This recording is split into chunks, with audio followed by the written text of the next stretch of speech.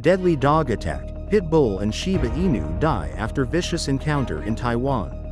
Wen-je appears in court after surgery, supporters gather. Taiwan not on U.S. tariff talks list, officials respond. Xi Jinping blitzes Southeast Asia amid Trump tariff threats. Nvidia expects $5.5 billion hit as U.S. tightens chip export rules to China. Disposable vape use falling in UK ahead of ban. Hermès becomes the world's most valuable luxury company. The world's tallest bridge to open in China this summer. Hello everyone, I'm Oceana. Thank you for joining us on Funday News. It is Thursday, April 17th, National High Five Day, and here are your top stories. And for today's Taiwan news, a pit bull in Taiwan fatally attacked a Shiba Inu on April 14th, refusing to release its grip. Bystanders tried to stop the attack and one struck the pit bull with a wooden board. The Shiba later died from injuries, and the pit bull also died, sparking public outrage and debate. Former Taipei Mayor Wen-je appeared in court for the first time since undergoing surgery in early April, attending a preparatory hearing for the Living Mall and political donation case. His wife, Chen Pei-chi, declined to comment on his health. Around 40 supporters gathered outside the courthouse, some lining up the night before for public seats. U.S. Treasury Secretary Yellen named 5 countries, UK, Australia, Japan, South Korea, and India, as priorities for tariff talks, excluding Taiwan. In response, Taiwanese officials said a video meeting with the U.S. took place on April 11th, and both sides expressed interest in further negotiations on tariffs and trade barriers. And in global news, Chinese President Xi Jinping is turning on the charm as he looks to sweep up the shards of America's shattered economic relationships. As the world's markets and leaders try to absorb the impact of the market chaos unleashed by the Trump administration's announcements and softening of sweeping tariffs on almost all U.S. trading partners, Xi embarked on a trip through Southeast Asia. After a visit to Vietnam, he landed in Malaysia on Tuesday. He wrote in the Vietnamese newspaper Nhan Dan, "A trade war and tariff war will produce no winner, and protectionism will lead nowhere. Our two countries should resolutely safeguard the multilateral trading system, stable global industrial and supply chains, and an open and cooperative international environment." China is seeking to capitalize on the Trump administration's truculence to cast itself as the world's preferred trading partner. That Xi's rare Southeast Asian tour started with Vietnam is no accident. Trump's punishing 46% tariff on the country will hammer the economy of a nation that is the 6th largest source of U.S. imports and relies on trade with the U.S. for a third of its gross domestic product. Microchip maker Nvidia said it would be hit with $5.5 billion in costs after U.S. government tightened export rules to China.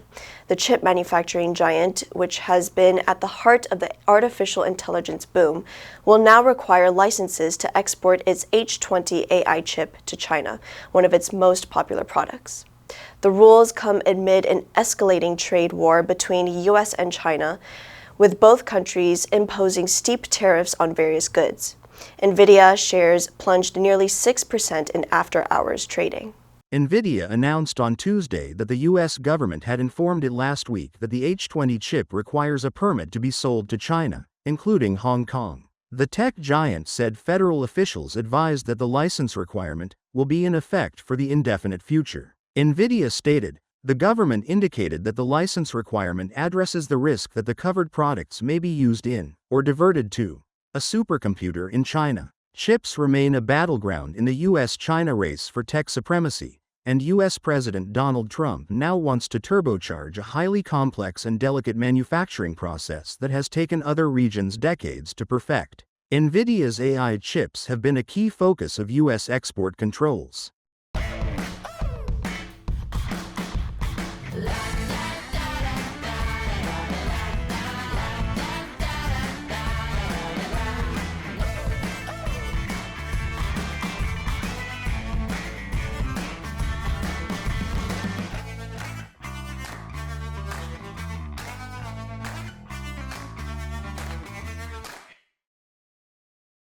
A study has found that the popularity of disposable e-cigarettes or vapes has fallen ahead of a UK-wide ban on their sale on June 1st. Researchers believe vape users are switching to refillable and rechargeable vapes in anticipation of the ban. The percentage of people aged 16 to 24 who mainly use disposable vapes has dropped by nearly half in the last year, from 63% to 35%, according to University College London research. Overall, vaping use stalled between January 2024 and 2025 in all adults over 16, after several years of significant growth. The UK government's ban on disposable and single-use vapes is aimed at reducing litter, as most vapes cannot be recycled and often end up in landfills or pollute natural environments. The ban also seeks to address rising youth vaping rates and protect children from harm.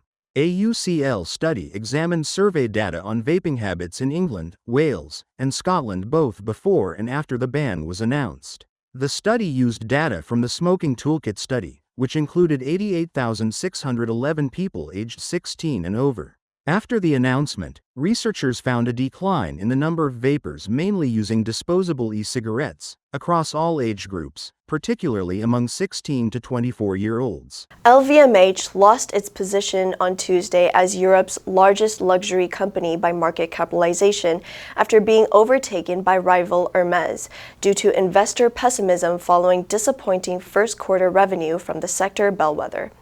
LVMH, whose high-end brands include Louis Vuitton and Dior, jewelry brand Tiffany & Co., and beauty chain Sephora, missed expectations for first-quarter sales as U.S. shoppers curbed purchases of beauty products and cognac, while sales in China remained weak. LVMH shares dropped 7%, bringing its market capitalization down to €246 billion, compared to €247 billion for Hermès. While market valuations tend to fluctuate, Tuesday's trading does reflect diverging performance and investor sentiment about the two companies. LVMH has greater exposure to the lower end of the luxury spectrum, whereas the wealthier client base of Hermès has allowed it to better weather the industry downturn. Hermès is known for its tight control over production, sticking to a 6 to 7% increase each year. Shares of luxury companies have traded lower since the end of March, with LVMH, Kering, and Burberry all down 14%, and Hermès down 5%. Move over Golden Gate and Sydney Harbor. China is set to open the world's tallest bridge in June, the latest feat of engineering from the infrastructure-focused country. The Huajiang Grand Canyon Bridge is nearing completion in Guizhou, southwest China. It will stand 2,051 feet above river level, which is 947 feet taller than the current title holder, the Malau Viaduct in France. Guizhou province is a mountainous region with complex terrain. The bridge spans the dramatic Huajiang Grand Canyon, also known as the Earth Crack. China has launched a nationwide push to improve infrastructure, especially in relatively underdeveloped mountainous regions like Guizhou, located about 800 miles west of Shenzhen. The bridge isn't just about breaking records. Once operational, it will make it significantly easier for cars and trucks to traverse the area. According to state media, it will reduce travel time across the Huajiang Grand Canyon from 2 hours to just 1 minute. The bridge is a steel truss suspension bridge with a total length of 9,482 feet. Guizhou's local state media reported that construction officially began on January 18, 2022, and is expected to be completed by June 30, 2025. The answer for yesterday was B, pandemic. After the pandemic, many companies adopted flexible work-from-home policies to adapt to the new normal. Did you answer correctly? Now let's delve into today's news. Hermès becomes the world's most valuable luxury company. Number 1. Capitalization. 资本化, 市值. The company's market capitalization exceeded $1 billion last year. Number 2. Revenue. 收入, 营收. Our total revenue increased by 20% compared to the last quarter. Number 3. Sentiment. 情绪, 看法. Investor sentiment turned negative after the unexpected earnings report. Next, we have a multiple choice question for everyone to practice. Which answer would you choose? You can write your answer in the comment section and the correct answer will be announced tomorrow. National High Five Day is a reminder that every little success in life deserves a little bit of celebration, and the high five serves as a universal form of celebration at every level of success.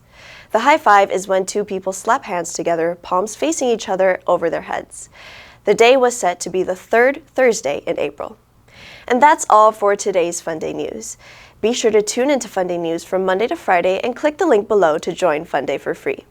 I'm your host, Oceana. I'll see you next time.